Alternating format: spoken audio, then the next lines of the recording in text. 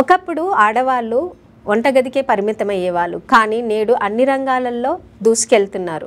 కొన్ని ప్రతికూల పరిస్థితుల వల్ల నేడు కూడా ఆడవాళ్ళు కొన్ని రంగాలలో రాణించలేకపోతున్నారు. కానీ అలాంటి ప్రతికూల పరిస్థితులను కూడా ఎదుర్కొని ధైర్యంగా ముందుకు సాగుతూ క్యాబ్ డ్రైవర్గా, క్యాబ్ ఓనర్గా జీవితాన్ని సాగిస్తున్న అలివేలు గారు మనతో ఉన్నారు.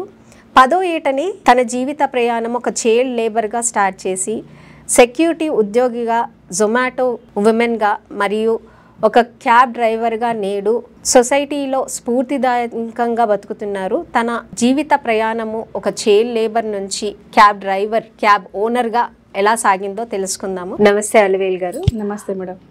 మీరు సెక్యూరిటీగా, మళ్ళీ ఊబర్, జొమాటోలో కూడా చేశారు. ఇప్పుడు ప్రస్తుతానికి ఊబర్ డ్రైవర్గా. యాక్చువల్గా అంటే మీరు ఎంచుకునే జాబ్ ఏదైతే ఉందో వృత్తి, ఆడవాళ్ళు రావాలంటేనే డేర్ చేయని వృత్తి లోకి వచ్చి మీరు రాణిస్తున్నారు. అసలు మీ ప్రయాణం ఎక్కడ స్టార్ట్ అయ్యింది? మీ బాల్యము, మీ నేటివ్ ప్లేస్ అంటే మీ ఊరు ఏంటి అనేది అక్కడ నుంచి స్టార్ట్ చేద్దాము. ఫస్ట్ చాలా ఇన్స్పిరేషన్ కనిపించింది మిమ్మల్ని చూసినప్పుడు నాకు.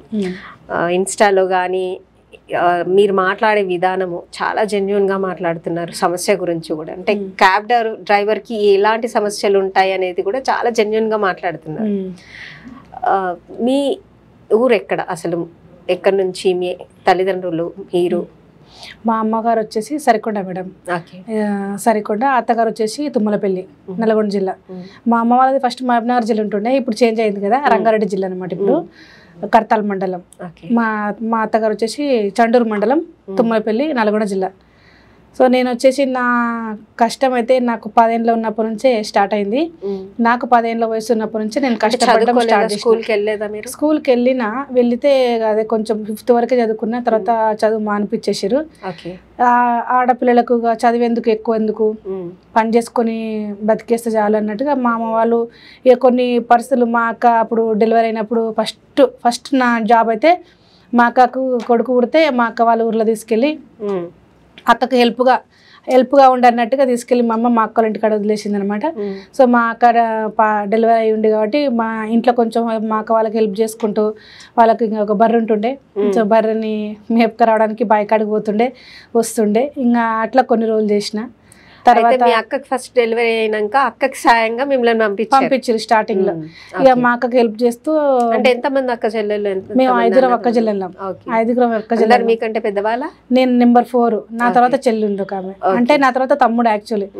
అయితే నలుగురితో కూడా ఒక అబ్బాయి పుట్టిండు కదా, మా నాన్న మా అమ్మని ఆపరేషన్ చేయించుకోకు, ఎందుకంటే నలుగురు చూసుకోవాలంటే ఇంకొక అబ్బాయి ఉండాలి కదా, మేబీ మళ్ళీ కొడుకు పుడతాడేమో అన్నట్టుగా మా నాన్న సర్జరీ చేయించుకుంటే, మా అమ్మని చేయించుకుంటే తిట్టినట. సో మా అమ్మ ఇక మా నాయనకు భయపడి చేయించుకోకుండా అట్నే ఉంటే మళ్ళీ మా చెల్లె పుట్టింది. సో లాస్ట్ సిస్టర్ 5వ తమ్ముడు ఒకడు. అంటే అమ్మ నాన్న ఏం చేసేవాళ్ళు? అమ్మ నాన్న చిన్నప్పటి నుంచి వ్యవసాయమే. ఇక మళ్ళీ వ్యవసాయంలో కొంచెం మంచిగా లేక ప్రాబ్లమ్స్ వల్ల మేము చిన్న ఉన్నప్పుడు సిటీకి వచ్చేసారు అమ్మ వాళ్ళు కూడా. తర్వాత హైదరాబాద్కి వచ్చేసి నాన్న వాచ్మెన్ కుంటుండే, అపార్ట్మెంట్స్ ఉంటాయి కదా, అట్లా వాచ్మెన్ కుంటుండే. ఇక మేమందరం కూడా ఎవ్వరం కూడా ఖాళీగా ఉండకుంటే తలా ఒక పని పెట్టేసేది అనమాట మా అమ్మ. ఒక్కొక్కరు ఏదైనా పని చేసుకోవాలంటే చదువుకోకుండా. చదువు అంటే వాళ్ళకు తెలియదు, చదువు గురించి తెలియక వాళ్ళు పని చేస్తే పైసలు వస్తాయి అన్నట్టుగా పనికి పెట్టేవాళ్ళు. అమ్మ పెద్ద కుటుంబము, అందరినీ నడుపుకోవాలి కాబట్టి సంపాదన అందరు సంపాదిస్తేనే గడిచింది. అలివేలు గారు, మీరు 5వ తరగతి వరకే చదువుకున్నా అన్నారు కదా, తర్వాత కూడా మీకు అంటే చిన్న పిల్లల్ని, వేరే పిల్లల్ని చూసి, మీతోటి పిల్లల్ని చూసి చదువుకోవాలనిపించింది. మీకు చదువుకునే అవకాశం ఎప్పుడు రాలేదా? ఇంకా మళ్ళీ చదువుకోవాలనిపించలేదా? అనిపించింది. చాలా అవకాశం కోసం చాలా వెయిట్ చేసిన మేడం. సెకండ్ అంటే ఇప్పుడు ఓపెన్ 10th రాయొచ్చు కదా అని చెప్పేసి చాలా చోట్ల అట్లా చెప్పడం, అంటే ఏమైనా 10th క్లాస్ ఓపెన్ 10th రాసే అవకాశం ఇక్కడ ఉంటే చెప్పండి అని చాలా మందిని అడిగిన. మా ఫ్రెండ్స్తో కూడా షేర్ చేసుకునేదాన్ని, నాకు 10th లేదు, ఓపెన్ 10th చేద్దాం అనుకుంటున్నా అంటే చేయొచ్చు కదా ఏం కాదన్నారు. అంటే ఓపెన్ 10th వేయాలన్నా అడిగి బస్సులలో బోర్డులు ఉంటుండే మేడం, ఓపెన్ 10th చదువుకునే వాళ్ళకి ఫోన్ చేయండి అని. అది చూసి ఫోన్ చేసేదాన్ని నేను. అయితే 10,000 కట్టండి, 8,000 కట్టండి అనేది. నాకు అప్పుడు డబ్బు లేక కొన్నాళ్ళు అట్లనే ఆగిన. తర్వాత నాకు మా ఫ్రెండే ఫోన్ చేసి ఇట్లా మేమున్న ఏరియా సరవనగర్ అనమాట, మేమున్న ఏరియాలో ఓపెన్ 10th చేయలేని వాళ్ళు ఇప్పుడు చేసే అవకాశం ఉంది, ప్రథమ్ స్కూల్లో చేస్తావా జాయిన్ అవుతావా అన్నది. సరే చేస్తా అని చెప్పేసి జాయిన్ అయిపోయినా. అదేదో ఓపెన్ 10th అంటే చూసుకుంటా రాసి ఎగ్జామ్ పాస్ అవ్వడం కాదు మేడం. సేమ్ అంగన్వాడీ స్కూల్కి వెళ్ళే వాళ్ళం. స్కూల్కి స్కూల్ పిల్లలాగానే బుక్స్ ఇచ్చేవాళ్ళు వాళ్ళే. మళ్ళీ స్టార్టింగ్ నుంచి అయినా మంచిగా నేర్పించారు ప్రథమ స్కూల్ వాళ్ళు. అప్పుడు మన లాక్డౌన్కి ముందు మేడం అక్కడికి వెళ్ళి రోజు క్లాసెస్కి వెళ్ళి క్లాస్ అటెండ్ అయ్యేది. హోంవర్క్ ఇచ్చేవాళ్ళు. 5 సబ్జెక్టులు ఉంటుండే. నైట్ డ్యూటీలో డ్యూటీకి వెళ్ళేదాన్ని. డే డ్యూటీలో మాత్రం నైట్ చదువుకునేది. రోజు డ్యూటీకి వెళ్ళి మళ్ళీ ఈవినింగ్ స్కూల్కి వెళ్ళేది లేదు మేడం. నైట్ డ్యూటీ ఉన్నప్పుడు డేలా క్లాసెస్కి వెళ్ళేదాన్ని. నైట్ డ్యూటీలో హోంవర్క్ చేసుకునేదాన్ని. డ్యూటీ అయిపోయాక మీరు క్లాసెస్ అటెండ్ డ్యూటీ చేసేసుకొని 12 తర్వాత అందరూ పేషెంట్స్ అందరూ పడుకుంటారు కదా మేడం. సో అప్పుడు అటెండెన్స్ రారు కదా, కస్టమర్స్ ఎవరు రాదు. అప్పుడు నేను హోంవర్క్ చేసుకునేదాన్ని, చదువుకునేదాన్ని. కస్టమర్స్ కొంతమంది చూసి ఏం చదువుతున్నావు అమ్మా, అంతగానం ఏం రాస్తున్నావు అమ్మ అని అడిగేవాళ్ళు. అట్లా నేను ఓపెన్ 10th చేస్తున్నాను సార్, ఇది కొంచెం హోంవర్క్ ఉంది చేసుకుంటున్నా అంటే వాళ్ళు తప్పకుండా పాస్ అవుతావు అమ్మా, కష్టపడుతున్నావు, వెరీ గుడ్ అని ఇట్లా ఎంకరేజ్ చేసేవాళ్ళు. అట్లా ఓపెన్ 10th చేసిన. అప్పుడు మా బాబు 9th క్లాస్. మా బాబు 9th క్లాస్ అయితే నేను 10th క్లాస్. తర్వాత ఇంకా నాకు చాలు, నా కోరిక నెరవేరింది, 10th అయితే చేసిన, పాస్ అయితే అయిపోయినా అని చాలా హ్యాపీగా ఉంటే మళ్ళీ ప్రథమ స్కూల్ సార్ మా మేడం రత్న టీచర్ అనమాట. సో సారు రమేష్ సారు, ఆ సార్ అంటే మళ్ళీ ఓపెన్ ఇంటర్ కూడా చేయమ్మా, నీకు సర్టిఫికేట్లు కావాలని మస్తు ఇష్టపడుతుంది కదా, చదవంటే ఇష్టం కదా, ఓపెన్ ఇంటర్ కూడా చేయండి అని చెప్తే మళ్ళీ ఫీజు కట్టి మళ్ళీ ఓపెన్ ఇంటర్ కూడా చేసిన. ఓకే. 10th తర్వాత మీ కొడుకుతో పాటు మీరు ఇంటర్ చేశారు అయితే? చేసేసిన. అంటే సర్టిఫికేట్లు ఉండాలి కదా మేడం. చదువు అంటే ఉట్టి ఏదో రాసినా కూడా కాదు. మా అబ్బాయివి నర్సరీ కా నుంచి 1st క్లాస్ బుక్లు కానీ అన్ని చదివేదాన్ని నేను. అంటే ఓపెన్ 10th పోతాం చూసుకుంటా రాస్తామేమో, పాస్ అయితే సర్టిఫికేట్ వస్తాయి, కానీ చదవడం రాయడం కూడా రావాలి కదా మేడం. అవును. అందుకని నేను బాగా ప్రాక్టీస్ చేసి ఇంగ్లీష్ చదవడం నేర్చుకున్నా. ఇప్పుడు మీ కస్టమర్స్ కి మీరే కమెంట్ పెట్టేసుకొని చేసుకుంటున్నారు, చదువుకున్నారు కాబట్టి. చదువుకున్నా కాబట్టి అన్నిటికీ రిప్లై చేయగలుగుతున్నా, ఇట్లాంటి జాబులు చేయగలుగుతున్నా. చదువుకోకుంటే ఇప్పుడు కొంతమంది ఫోన్ చేస్తారు, నేను చదువుకోలేదు, నాకు రాదు, నేను మ్యాప్ ఎట్లా పెట్టుకొని పోవాలి, ఎట్లా చేయాలి అంటే ఇక చెప్తున్నా, చదువు రాకుండా మ్యాప్ పెట్టుకోవచ్చు, ఈజీ ఉంటుంది. కానీ ఇప్పుడు మనం చదువుకున్నా కాబట్టి నాకు ఆ భయం లేదు మేడం. అందుకనే చదువు అనేది ఇంపార్టెంట్. మ్యాప్ చూసుకోవాలన్నా ఇప్పుడు సరే మ్యాప్ అంటే ఎట్లా వదితే వచ్చేస్తుంది మేడం. బుకింగ్ మనకు పడేటప్పుడు ఏ ఏరియా పడుతుంది, పికప్ ఎక్కడ, డ్రాప్ ఎక్కడ చూసుకోగలుగుతున్నా. నేను చదువుకున్నా కాబట్టి అవి చదువుకోగలుగుతున్నా. అందుకనే చదవాలి, అందరూ చదువుకోవాలి, చదువు వచ్చి ఉండాలి. చదువుకి ఏజ్ లేదని? ఏజ్ లేదు, ఎప్పుడైనా చదువుకోవచ్చు. నాకడ పెద్దవాళ్ళు కూడా వచ్చారు అప్పుడు నేను చదువుకుంటప్పుడు. నాకడ చిన్న వాళ్ళు వచ్చారు, నాకడ పెద్దవాళ్ళు కూడా వచ్చారు. అట్లా ఫస్ట్ జాబ్ ఇప్పుడు మీ అక్క దగ్గర కంటే సాయంకి వెళ్ళారు, మీరు ఎన్నో ఏట అంతే మేడం. అక్కడ ఎక్కువ రోజులు ఏముండలే. అక్క వాళ్ళ ఇంట్లో 6 నెలలు, నాకు అసలు అది కూడా తెలియదు. 6 నెలలు సంవత్సరము ఉండొచ్చు. తర్వాత మళ్ళీ మా అమ్మ చిన్నపిల్లలను చూసుకోవడానికి ఇళ్ళ పనికి పెట్టింది అనమాట. అంటే మీరు ఆ వయసు ఎన్నేళ్ళ వయసు మీది? అంటే నాకు కూడా ఎగ్జాక్ట్లీ గుర్తులేదు మేడం. 95లో అనుకుంటా, 95లో. చిన్న ఏజ్ అసలు నాకు అప్పుడు 10 ఏళ్ళ వయసే. 10 ఏళ్ళ వయసులోనే పనికైతే పెట్టారు అనమాట. ఇంకా చిన్నపిల్లలను చూసుకొని ఇక పంపియండి మీ బిడ్డని, మేము చూసుకుంటాం మంచిగా అని తీసుకెళ్ళారు వాళ్ళు. తీసుకెళ్ళి ఏం చేసినామంటే అది హాస్టల్, చిన్న చిన్న పిల్లలు పట్టుకొని, చిన్నపిల్లలను పట్టుకొని అని చెప్పేసి ఇంట్లో అన్ని పనులు చేయించేవాళ్ళు అనమాట. అక్కడ కూడా కొన్ని రోజులు ఎక్కువ కొన్ని రోజులు చేసిన చెల్లి. దానికట్ట ముందు ఏంటంటే మా రెండో ఒక పెళ్లి కాకముందుకు ఒక ఇంట్లో రెడ్డిస్ అనమాట. మా ఊర్లో కళ్ళు లారీలు ఉంటాయి అనమాట. కళ్ళు లారీలు ఇక్కడ హైదరాబాద్కి వస్తాయి. ఆ లారీలో ఓనర్స్ ఉన్నారు, కళ్ళు కంపౌండ్ ఓనర్స్ ఉంటారు కదా, వాళ్ళ ఇంట్లో కూడా పెట్టింది మా అమ్మ పనికి. అప్పుడు ఏంటంటే ఇలా నెల లెక్క పైసలు లెక్క కాదు, 1 సంవత్సరం మీ అమ్మాయిని మా ఇంట్లో పెట్టండి, మా ఇంట్లో హెల్ప్ఫుల్గా ఉంటుంది, నీకు నేను సంవత్సరానికి తులం బంగారం పెడతాను మా అమ్మతో మాట్లాడుకొని వాళ్ళు నన్ను పంపించమంటే మా అమ్మ పంపించేసింది వాళ్ళ ఇంటికి.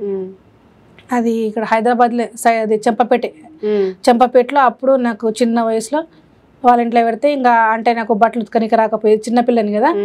గిన్నెలు మాత్రం కింద స్టూల్ వేసుకొని ఎక్కి తోమేదాన్ని. ఇల్లు బయట పెద్దగా వాకిలు ఉంటే వాకిలి ఊకడం, నీళ్ళు చల్లడం, ముగ్గేయడం ఆ చిన్న ఏజ్లోనే 10 ఏళ్ళ వయసులోనే. ఇంకా అంతా గిన్నెలు తోమడం, ఇల్లు ఊడవడం, ఇల్లు తోడవడం అవన్నీ కూడా చేయించేవాళ్ళు నాతోటి. అవన్నీ చేపిస్తామని చెప్పలేదు ఫస్ట్, అవన్నీ చేయించే వాళ్ళతో చేసేదాన్ని. అయినా కానీ ఇక దాని తర్వాత ఇక ఒక హాస్టల్లో పెట్టించింది పనికి. ఆ హాస్టల్లో కూడా మీరు అంత చిన్న వయసులో మీ తల్లిదండ్రులు వదిలేసి మీ అక్క చెల్లెళ్ళు వదిలేసి అందరిని వదిలేసి ఏడ్చేదాన్ని. ఒక్క రూమ్ లో సపరేట్ గా వండబెట్టేవాళ్ళు. నన్ను సపరేట్ గా వండబెడితే భయం వేసి ఏడ్చేదాన్ని, నైట్ లో ఏడ్చేదాన్ని. ఏంది బాధ అసలు అంటే వాళ్ళ పిల్లలు చదువుకుంటుండే మేడం, చదువుకుంటుంటే నాకు బాధ వేసేది. చదువుకున్న వయసులో తీసుకొచ్చి నేను పోటీ పెట్టేదాన్ని, వాళ్ళు చదువుకుంటుంటే నాకు బాధ వేసేది. నేను కూడా చదువుకునేదాన్ని, వాళ్ళు చదువుతుంటే వాళ్ళని చూసి నేర్చుకునేదాన్ని. నేను నాకు అసలు ఏబిసిడీలు జెడ్ వరకు వచ్చిందంటే వాళ్ళని చూసి నేర్చుకోవడమే. ఇంకా అట్లా నేర్చుకోవడం ఇంకా ఏదో అట్లా ఏడ్చుకుంటా కొన్ని రోజులు గడిపేసాం మేడం. ఎట్లా అట్లా 1 year అయింది. ఆ 1 yearలో తులం బంగారం పెడతాను ఒప్పుకురు కదా మేడం. ఆ డబ్బులతోనే మా రెండో ఒక పెళ్లి చేసింది మా అమ్మ. మళ్ళీ అక్కడ నుంచి ఇంకొక దగ్గర పని పెట్టింది. అక్కడ కూడా అది హాస్టల్ మెహదీపట్నంలో. ఆమె ఆ చిన్న ఏజ్లో మేడం నాకు ఎంత అప్పుడు అదే తమ్ముడు సినిమా, రాజా సినిమా రిలీజ్ అయినప్పుడు చాలా చిన్నదాని, ఇంత పెద్ద గిన్నెలు స్టవ్ మీద ఇట్లా వంచేదాన్ని అన్నం.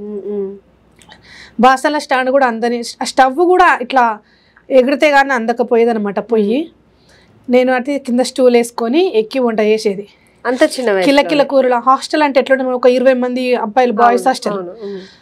క్యారెట్ ఫ్రై కానీ, బిన్నీస్ ఫ్రై కానీ, ఏదైనా ఫ్రైస్ ఎలా చేయాలని నేర్పించింది నాకు అమ్మ ఆ చిన్న వయసులోనే. నాకు ఇక ఒకసారి అనిపిస్తుంది కదా ఆమె నేర్పిన వంటలు ఇవి, ఆమెని నా గురువు అనిపిస్తుంది ఇప్పుడైతే ఒకసారి అనుకుంటే. కానీ ఆ ఏజ్లో పప్పు చేసేదాన్ని, ఇడ్లీలు చేసేదాన్ని, చట్నీ చేసేదాన్ని, సాంబార్ చేసేదాన్ని, ఒక ఫ్రై చేసేదాన్ని, పెరుగు పాలు కాచి తోడేసేదాన్ని. ఇక అన్నీ ప్రతి ఒక్కటి ఇక మొత్తం నేనే చేసుకునేదాన్ని అనమాట. ఇక అట్లా చేస్తుంటే కూడా అమ్మకి ఇంత చిన్న వయసులో బాగానే నేర్పేగానే బాగానే పని చేస్తుంది పిల్ల, మంచిగా చేస్తుందని చెప్పేసి ఆమె కూడా మస్తు హ్యాపీగా ఫీల్ అయ్యేది. నన్ను మంచిగా చూసుకునేది ఆమె. కానీ నాకే అంత పొద్దున 5 గంటలకే లేపి పని చేయించేది కదా, నాకు మస్తు బాధ అనిపించేది. ఇంత పొద్దు నేను చిన్నపిల్లలకి బాగా పడుకోవాలనిపిస్తుంది కదా మేడం, నిద్ర సరిపోకపోతుండే. ఆ ఏజ్లోనే అంత పని చేసేదని. ఇక మళ్ళీ ఇంకెట్లా అంటే మేడం చక్కగా ఆ వంటలన్నీ వేసి మళ్ళీ ఫ్రై చేసిన గిన్నెలకి ఇచ్చి మళ్ళీ వేరే గిన్నెలకి ఇట్లా ఊడ్చిపెట్టడం కానీ ఆమె పద్ధతిగా మంచిగా నేర్పించింది. ఎట్లా నేర్పించింది అట్లా చేసేది అనమాట. సాంబార్ ఇంకో గిన్నెలో కూర్చొని టేబుల్ మీద పెట్టడం కానీ అన్ని మంచిగా చేసేదాన్ని. కప్స్లలో పెరుగులు పెట్టడం కానీ ఎంత బాగా అంటే ఆమె నన్ను వదులుకోదలుచుకోలేము. నేను మా అమ్మ వస్తే ఏడ్చేదాన్ని, ఇన్ని పనులు చేపిస్తున్నారమ్మా నాతోటి, పొద్దున్నే 5 గంటలకు లేపేస్తుంది, నాకు పెద్ద పెద్ద గిన్నెలతో వంట చేస్తున్నా, చాలా కష్టమవుతుందని ఏడిస్తే తీసుకెళ్ళి మా అమ్మ ఇంట్లో ఉంచుతుందో ఏదో బడికి పంపిస్తుందో అనుకున్నాను నేను. కానీ మా అమ్మ ఏంటంటే నా పిల్లని ఇంత కష్టపెడుతున్నావు నువ్వు, నా పిల్లని పొద్దుగాల లేపుతున్నావు, పిల్లగాని పట్టుకొని కానీ తీసుకొచ్చి నా పిల్లని ఇంత కష్టపెడుతున్నావు అని తీసుకెళ్ళి మా అమ్మ అక్కడికేం తీసుకెళ్ళి నన్ను ఇంకా వేరే అంతకన్నా కష్టమైన పని పెట్టించేసింది అనమాట. ఎక్కడ అంటే అంత పొద్దుగాల లేవదు కదా, పని చేసుకుంటుంది అంతే. ఇక మామూలుగా కూలి పనికి మేడం, కూలి పనికి తీసుకెళ్లేది అనమాట నాతో, వాళ్ళతో పాటు. నాకు ఇక అనిపించేది ఇక అదేం చక్కదనం ఇదేం చక్కదనం. ఆ పొద్దుగాల లేచి పెద్ద పెద్ద వంటలు చేయకుండా ఇది ఇక ఇప్పుడు బిస్కెట్ కంపెనీలు అట్లా ఉంటాయి కదా మేడం, చాక్లెట్ కంపెనీస్ అట్లా పనికి తీసుకెళ్లేది. ఇంకా అక్కడ నుంచి అది కూడా కష్టమే. ఇక అట్లా కూలి పని కంటే కన్స్ట్రక్షన్ వర్కే. అయితే ఇప్పుడు చిన్న ఉంటాయి కదా మేడం, ఉసుక జల్లడ పట్టడం కానీ అట్లాంటి చిన్నపిల్లని కాబట్టి ఎక్కువ హార్డ్ వర్క్ చేయించకుండా అదే ఉసుక పట్టడం కానీ, ఒకరు పడుతుంటే తెచ్చి ఉసుక పోస్తాం కదా, అట్లాంటి పనులు చేయించింది. నాకు ఈ పనులు ఇష్టం ఉండవమ్మా, నేను ఈ పని చేయను, నాకు అసలు నాకు నచ్చవు ఇలాంటి పనులు, నేను చేయనమ్మా, కావాలంటే ఇళ్ళ పని చేస్తా అని చెప్పేసి మా అమ్మతో నేను ఒప్పించుకొని ఇళ్ళ పని చేసేదాన్ని. అధికారులు మీ సమస్యలు పట్టించుకోవట్లేదా? నెలల తరబడి మిమ్మల్ని ఇబ్బంది పెడుతున్నారా? మీ సమస్యకు ఎవరు స్పందించట్లేదా? సమస్య ఏదైనా ఎక్కడి నుంచైనా వెంటనే క్యూన్యూస్ కాల్ చేయండి. మీ తరఫున మేం బాధ్యత తీసుకుంటాం. కాల్ చేయాల్సిన ఫోన్ నెంబర్ 8499019921. పబ్లిక్ వాయిస్, సామాన్యుడి ప్రశ్నాస్త్రం. ప్రతి గురువారం ఉదయం 10 గంటలకు మీ క్యూన్యూస్ హెచ్డీలో నవంబర్ 6 నుంచి ప్రారంభం.